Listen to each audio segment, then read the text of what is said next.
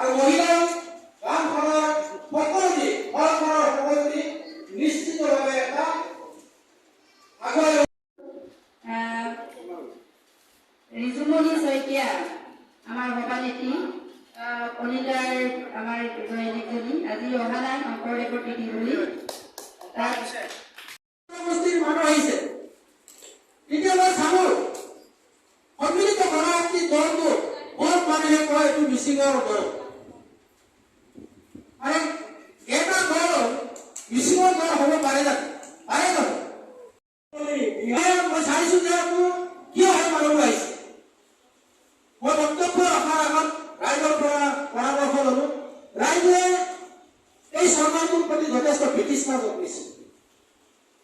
আমি কোৱা নাই, ৰাইজে কৈছে। তো এই সুযোগ আমি ল'ব পাৰিব লাগিব। আৰু সেইদিনা মই নিজকে বহুত ভাল পালো যে কি এই অঞ্চলৰ যিটো গোহাঁইবাৰী গাঁৱৰ মানুহ আহিছে, বেংগলী মেৰিবিল গাঁৱৰ মানুহ আহিছে।